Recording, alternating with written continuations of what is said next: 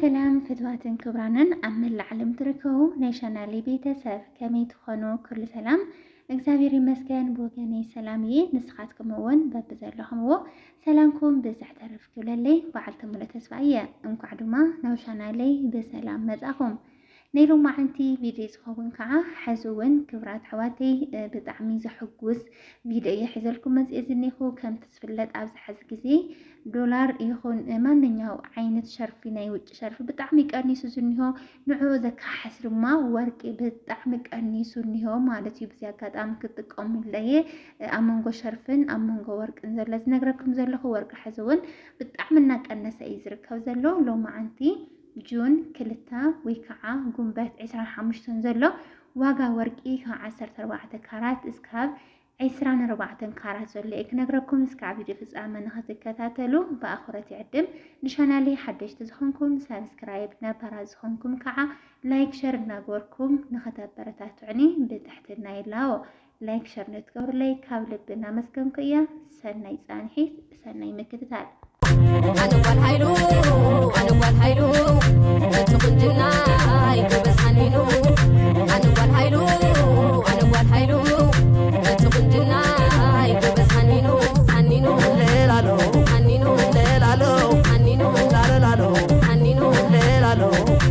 ليلالو عنينو لالالو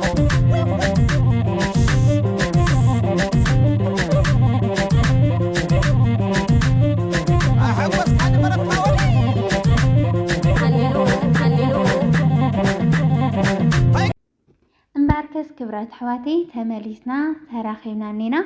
بمجمرة أنريو كم تزفلت بتحط كارات ويكعة بناء 14 كاراتين هنجمر لو ما أنت معلتي كي تبقاقيو جون كلتا ويكعة قنبات 15 إيز خون زلو مكنياتهم كم معلتي بالدعم سلزفلالو مالتيو بعد 14 كارات بناي إثيوبيا بهراو بانكي زوز أواغا نيحان تجران ورقي بناي أمريكا دولار بسامانين كرتا ندوي 16 سنتيم دولار كشيت كله بناي إثيوبيا جنزة كعان 13 يشيت له مالتيو بيزوي كومنت كنبب كله جنانا 5 دولار مسكنا ستية ورق أزجاز إسكاو شعد ماك أنا استسفاي كبر لازم حفظ حنت حفتي ميرا نجدي 13 عرفتانها كنت الناس ما تسفان جبرنا 5 دولار كتورر مالتيو كاتيلا نريو بعد 15 كاراتي كون بعد 15 كارات بناي إثيوبيا بهراو بانكي زوز أواغا نيحان تجران ورقي بناي أمريكا دولار بثمانين شمونتا نت 51 سنتيم دولار كشيت كلو بناي إثيوبيا جنزو كعا بعسر 14 بتشا أيو كشيت وعيد زلو حزوون كانيسو يزركب مالتيوم كاتيلنا نريو بعد 16 كاراتي كون 16 كارات بناي ኢትዮጵያ ብሄራዊ ባንኪ ዝወፀ ዋጋ ናይ 1 ግራም ወርቂ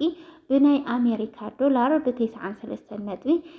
ሳንቲም ዶላር ክሽየጥ ከሎ ብናይ ኢትዮጵያ ገንዘብ ከዓ ብ14836 ቅርሽን ይመጸሎ ማለት እዩ።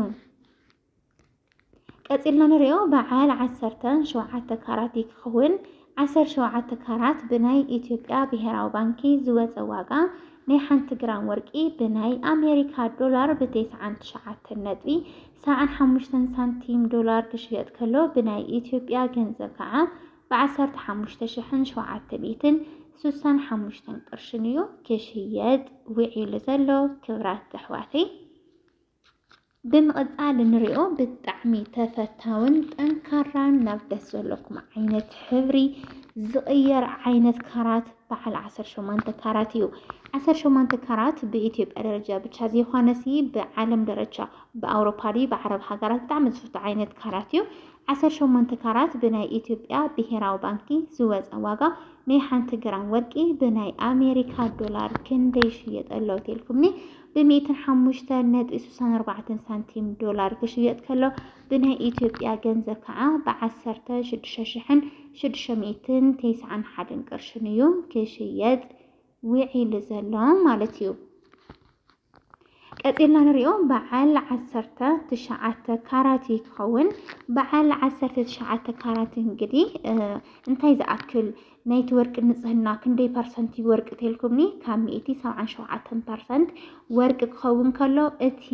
23 ካራት ድማ ዝተፈላለዩ ዓይነት ማዕድናት ሓዊስካ ክስራሕ ከሎ ነዚ ዋጋ ብናይ ኢትዮጵያ ብሄራዊ ባንኪ ዝወፀ ዋጋ ናይ 1 ግራም ወርቂ ብናይ አሜሪካ ዶላር ብ111.53 ሳንቲም ዶላር ክሽየጥ ከሎ ብናይ ኢትዮጵያ ገንዘብ ከዓ ብ17,618 ቅርሽን እዩ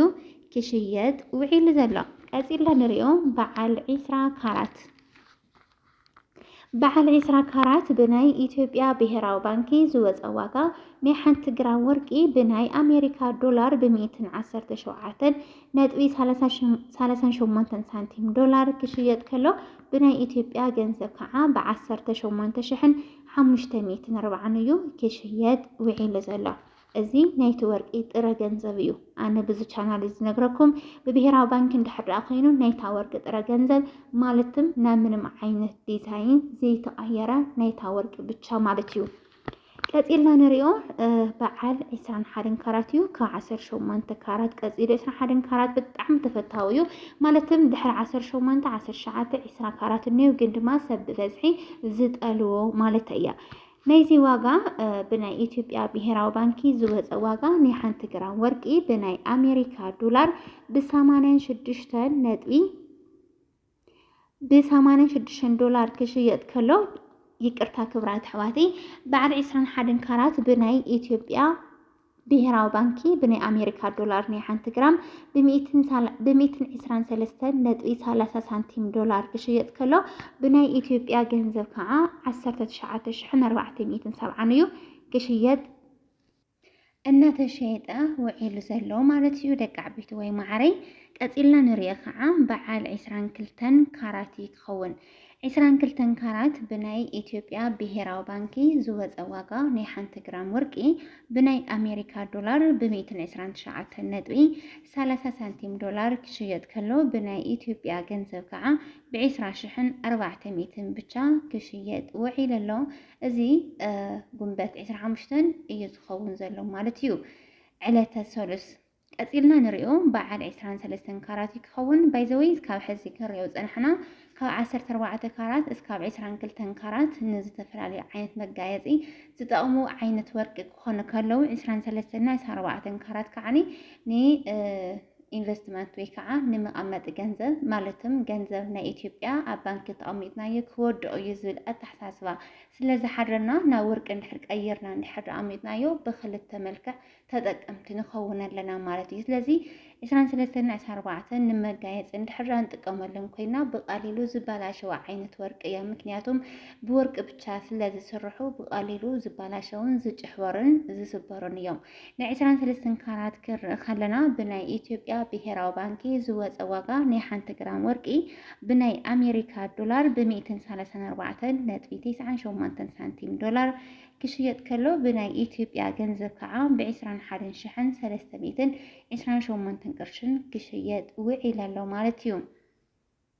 ቀፂልና ንሪኦ በዓል 24 ካራት ወይ ከዓ በዓል ሓደ ውቅዒት ዝበሃል እዩ። በዓል 24 ካራት ሎማዓንቲ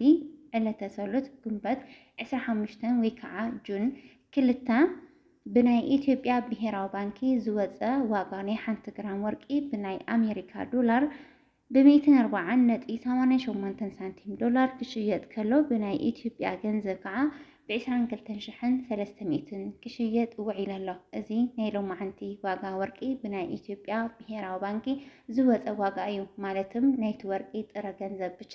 ምንም ዓይነት ናይ ቫት ኮነ ናይ ሰራሕተኛ ናይ ገዛ ክራይ ኢሉ እውን ወርቂና ምንም ዓይነት ዲዛይን ዘይተቀየረ ዋጋ ወርቂና ክረፅ ፀኒሕና። እንታይ ሓሳብ ርእይቶ ኣለኩም ብዛዕባ ወርቂ ንዝብል ሓሳብ ርእይቶኩም ኣብ ኮሜንት ክትፅሕፉለይ ብትሕትና እየ ዝላዎ። ላይክ ሸር ግበሩለይ። ላይክ ሸር ትገብሩለይ ካብ ልቢ እናመስገንኩ እያ። ሓቢርኩም ንፅናሕኩም ካብ ልቢ እናመስገንኩም ብጣዕሚ እየ ዝፈትወኩም ዘኽብረኩም እውን ሰሰናዩ ባይ ባይ። أنا والحيلو أتقن جناي بس حنينو